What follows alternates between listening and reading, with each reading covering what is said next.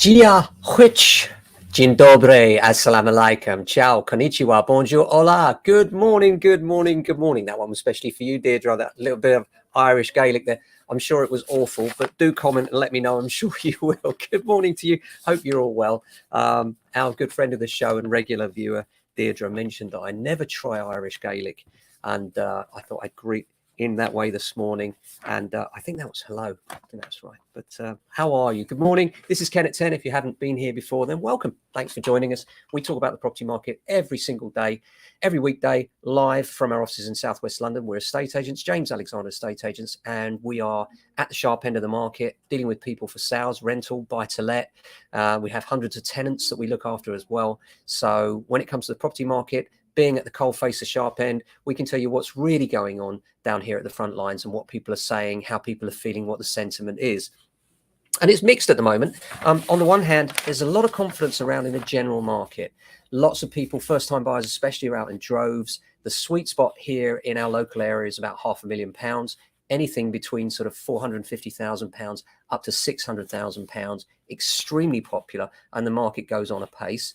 We just had an auction lot yesterday, which went in Beach Road, final price of £525,000, which was kind of bang on what we expected it would get, but not off the scale. And I understand from the auction side of things, there's a little bit of anxiety amongst some of the dealers out there, wondering how much longer the strong market can continue, because confidence is a fragile thing, isn't it?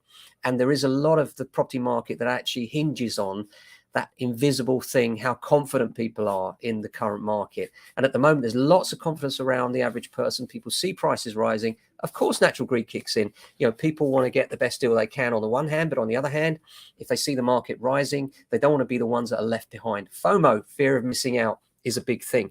And actually, we've just finished the podcast for the week. And this week, we're concentrating on the first-time buyer market and what to do. If you're a first-time buyer and wondering how you should start, what you should do, then we've got a podcast which we'll publish later on today about that. And it's called the Property Buyer and Sellers Podcast. You'll find it on your favorite provider. So I hope you're well. We're James Alexander. We're between Streatham and Croydon and an area called Norbury. It's lovely. You should come here. We're Zone 3 commuting area with lots of lovely people and a good option for first-time buyers if you need to get into the city. The big news of the day is the interest rate rise. You may or may not have heard. This article is in Sky News, BBC News, the Daily Telegraph, the Times, City AM, the Daily Mail, Evening Standard, and the Independent. All of those reporting on the same thing, exactly the same article. Mortgage holders will take a hit after the Bank of England raised interest rates yet again. Although benefits may not be passed on to savers, experts have warned, the interest rate has returned to a pre-pandemic level of 0.75%.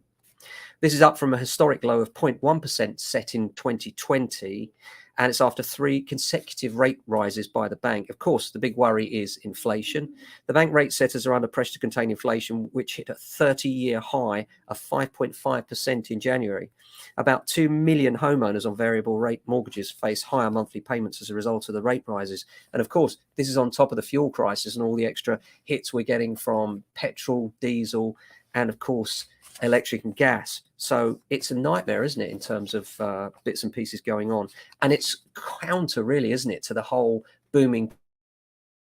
The property market here in London is much busier. Is, of course, what's happened is that post-pandemic, now the city is released again. People are going into work. And so London has become a popular place again, you know, and that's made a massive difference, the amount of people that are looking here in the local area. It was the outlying coastal areas that were getting all of the gains and all of the popularity. But London is back in favour, and it's certainly showing in the numbers of first-time buyers we're getting through our doors. Andrew Wishart, the senior property economist at Capital Economics Consultancy, said borrowers should expect a sharp rise in rates over the next year. In February, banks' margins fell to their narrowest since 2007. So it's likely lenders will rebuild their margins as they reprice mortgages to account for the sharp rise in market interest rate expectations in recent months, he said. Well, that's interesting. And what it suggests, while this is not financial advice, fixed rate mortgages you should probably consider. If you're going to go to a house where you're going to live for 5 or more years, then it could be prudent to fix your rate. Of course, if you're a regular Ken at 10 viewer, you'll have already fixed your rate some 6 months ago when rates were lower, when we were recommending you do that.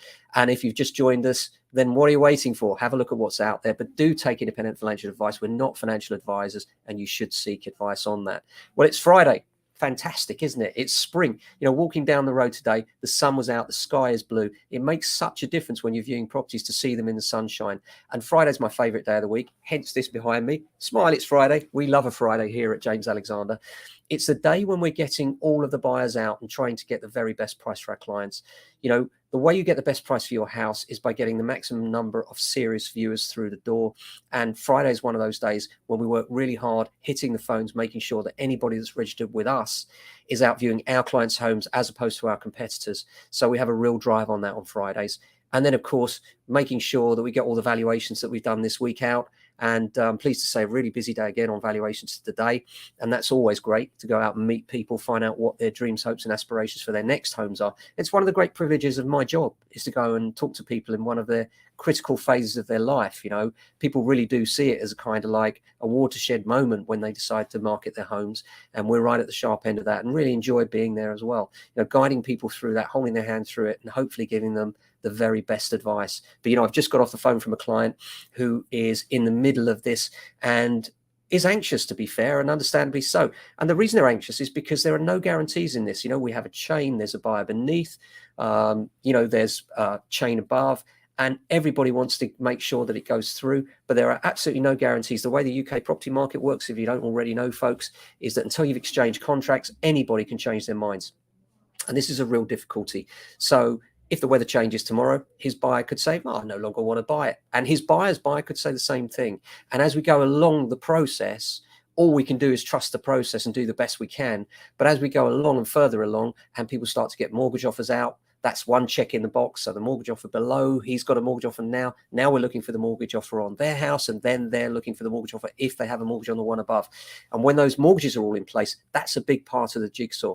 And in our experience, once the mortgage offers are in, the surveys are done, and everybody's happy with the surveys, you have a very high probability of the sale going through. Before that, it's a much lower probability. It's still likely in our case. We find that something like 80% of all sales go through that we agree, but there's always the chance for fall off of 20% of the ones where surveys aren't done, people aren't happy with surveys, perhaps their chain falls through. Whereas when all the surveys in a chain are done and everybody's still confident and happy, you can tend to find that at that point, the probability of the sale going through is way above 90%, and the likelihood is it will go through. So all I can say to a degree is trust the process. It's not the best. It can go wrong, but you can only do what you can do. And we make sure it's as tight as we can this end for our clients to make sure they're as reassured as they possibly can be in what is always the trickiest and most worrying time, actually. I think the time between when you've agreed an offer and then you've agreed the purchase of a house and getting all that to move together, the stress can be immeasurable, frankly. And what I always say to my clients